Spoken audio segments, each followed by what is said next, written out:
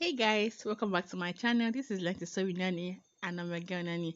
Guys, today I bring you the sewing tutorial of the crisscross romper that we made in the last video.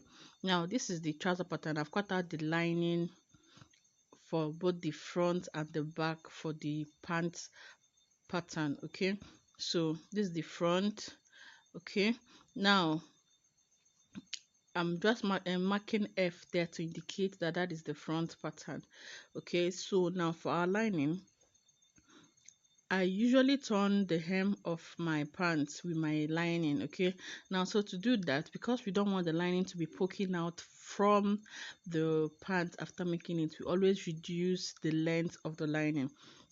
Okay, so you make sure that the lining is properly aligned, like all the edges are matching. Now remember that we use 2 inches for the hemming allowance, so I'll be taking out 1.5 from the length of the lining, leaving the remaining half inch, okay, for sewing allowance. Okay, so that's why I'm taking out 1.5. That way my fabric would overlap into the lining and we wouldn't have the lining sticking out from underneath the pants.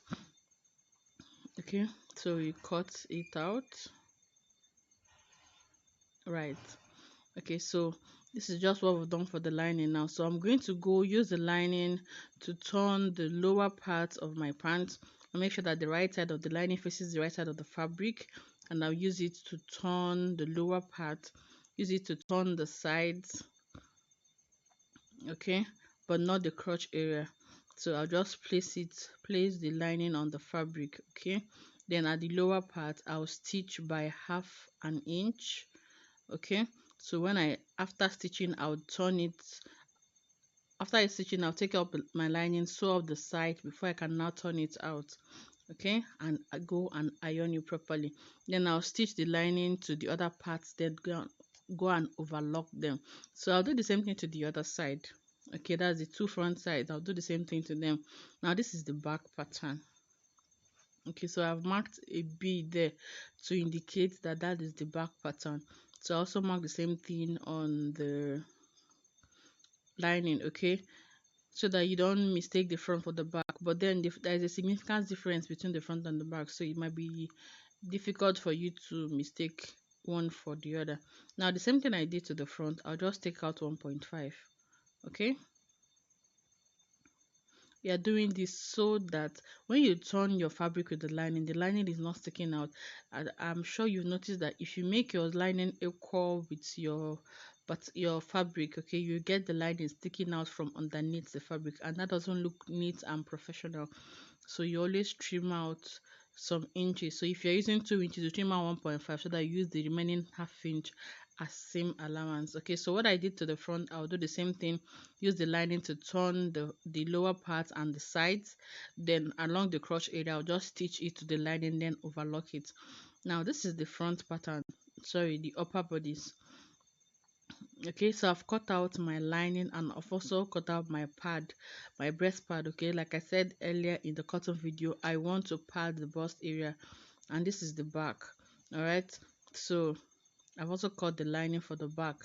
Now this is the center front. Okay, you know the center front is 2, so I've padded it 2. I've just cut out my pad. I just used pins to hold them together. Okay, so like I said, I want to pad this, okay, just so that it's not pressing down the bust area. If you don't attach a bust dart or bust padding to your blouse, most times when you wear it, it presses down the bust. Okay, so that is why I'm padding this. If you don't want to do this, you can use your bust dart to make sure that your outfit is not pressing down on the bust. Now what I'll go and do is to get the center front and the side front, okay, and sew it up together. Okay, place them together normally the way we sew our bustier. Okay, so I'll sew it together, fabric to fabric, lining to lining. I'll sew the fabric separate, lining separate, and afterwards I'll use the lining to turn it all out. Okay, so like I said, you join the fabric the same way you join the lining, then use the lining to turn every part of your fabric. Okay guys, so I've turned the lower part with my liner. You can see how beautiful it is. So this is what I was trying to explain to you. Turn the lower part with your lining, then along the crotch area you stitch it together. Then I've overlocked it. Okay, the same thing, even the sides. Okay, I turned it with the lining, so you can see that everything is looking very sweet and very neat. I did it for the front and the back. Okay, so the pant pattern will be set aside for now. All right, now down to the back. Okay, I've also turned the upper part, the back with the lining. Then I made a strap.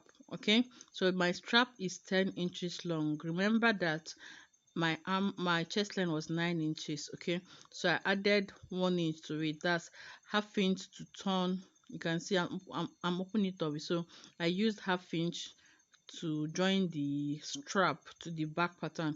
So the other half inch will be used to attach at the shoulder level. Okay, so that is why my strap length is 10 inches. My chest line is 9 plus 1 inch for the lower part. Now I've sewn my darts, turned my lining, turn the fabric with my lining. Okay, now if you're wondering what the width of the strap is, the width of the strap would be the width of the strap for the front pattern. Okay, so you want them to be matching. Now this is the front. Like I said, I've joined along the bustier area and I've used the lining to turn all around my fabric. Okay, use the lining to turn it all around. So when I bring it on the inside, you can see I've turned it with my lining. Okay, so the only part I did not turn is the lower part, and that is because that is where I'll pull out the whole fabric from after stitching the lining. All right, so this is it, properly cleaned up, so sweet, there are no rough edges. Okay, so this is it. I've done the same thing to the other side, and you want to make sure that you iron at every step of this outfit while making it, because making ironing it makes the job look very neat. All right, so remember this part, at this part we added 1 inch when we were joining, okay, when we are cutting. So I've used the half inch to turn the side of that part. Okay, so the remaining half inch I'm going to use it to join the two front panels together. All right, so I'll go and get my pin so that I'll show you how to attach it. So I'll just hold it together by half inch. Remember, when we were cutting, what we left there was 1 inch, and I told us that I would tell us when we are sewing. So I used half inch to turn the fabric with the line, and now we are left with half inch. So that half inch, I'm using it to join the two together. Okay, because we need to assemble the two different front patterns together. So like I've used my pin to hold it down now, so I'll take it to my machine and run a straight stitch along that part, so that when you open it up you would see that. Okay, now remember it has an opening around the bust point part. Okay, that small curve I told us to come in when we are cutting, this is it. Okay, I didn't want my own to open at the belly region like it's shown on the thumbnail. I want my own to open at the bust point area. That is why I opened the bust point area. Now, so what I'll just do is to take it together and sew the sides, but that will be after joining to the pants pattern. Okay, just go and stitch the places we need to stitch, join the shoulder, let the straps meet. You can see, so you join them together, then use the overlocker to overlock them, or you can use your bias to knitting out the edge. All right,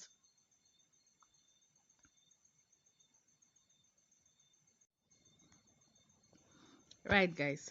Okay, so I have done that. I've stitched the front part together. So when you place the crisscross like this is what it looks like, so beautiful. Okay, so you can see that opening, how beautiful it is.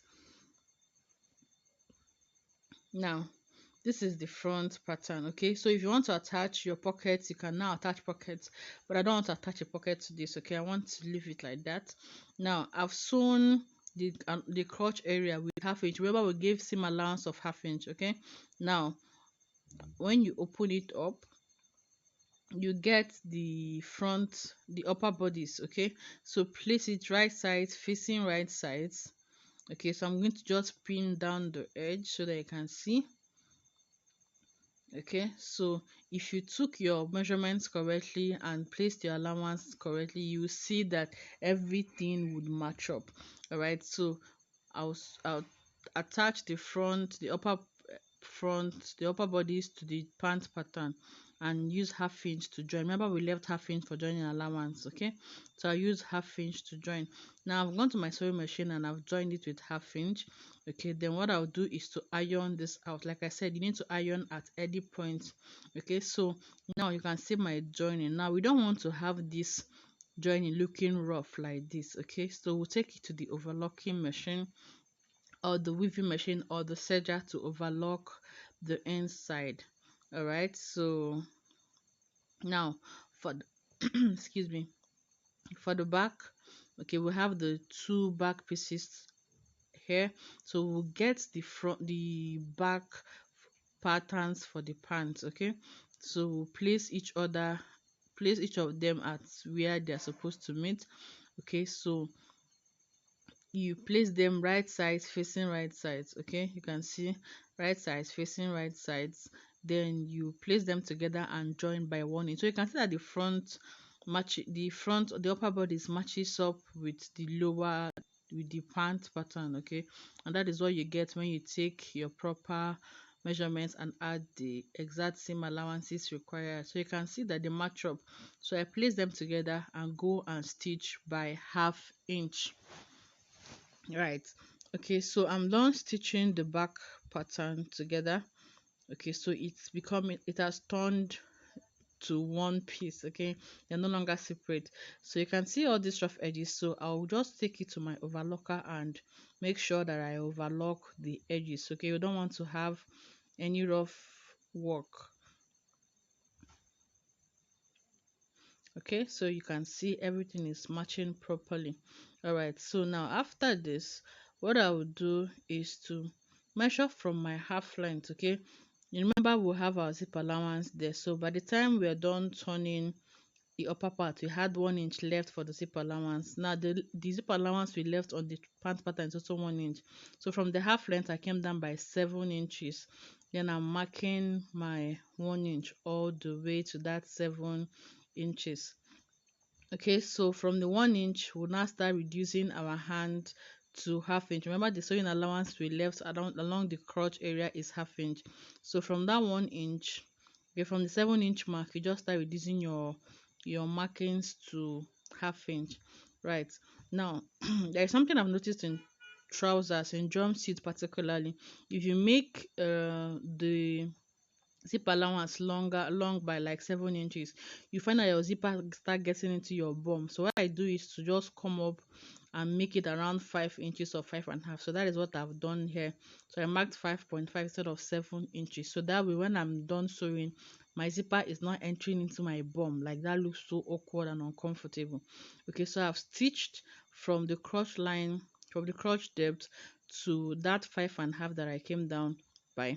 Then I've overlocked the half length. Okay, you can see that edge. I've overlocked it and everything is now looking super clean and beautiful. You can see. Okay, so I've also attached my zipper to the back pattern. Okay, so you can see I've attached the zipper, so you go and iron it out. Now the next thing I'll do is to take this to my sewing machine and place the front pattern on the back pattern, then take my body measurement. Okay, so that's what I'm going to do. Place the front and the back. Remember, we've attached the zipper, so the only thing you need to do is just to take in your body measurements, then close in the inseam for the pant. All right, so right side facing right sides. So when I was drafting the pattern, I added 1.5 inches seam allowance. Now we've used ½ inch to turn the fabric with the lining. Okay, so we'll be left with 1 inch. So from the bust down to the length of this romper, I'll be taking in 1 inch. Now at the inseam, I'll match it up and sew with ½ inch. Remember, it is ½ inch we left at the joining allowance. Okay, so I'll go and do that, and our trouser is ready, our romper. All right, so this is what it looks like after making the romper. All right, so after joining the sides, attaching the straps, you can see how beautiful this came out to be. So beautiful. All right, so this is the back. so beautiful. Okay, I didn't zip it to the top because my hands couldn't get there, but this is it, so beautiful. So I'm going to do a little demo for us. Okay, so I've put a stool and I can sit comfortably. Okay, so this is not the type you make and you'll be able to sit. Okay, so if you follow my method, you'll be able to get a perfect romper, and you can use this method for your trousers. So you can see I can squat freely, like I can squat, I can take a bike, I can climb a tree, I can climb the mountains, I can squat. All right, so if you found this video helpful, please like, share, subscribe to this channel, turn on the notification bell so you get notified each time there's a new video. Let's see you next time. Bye.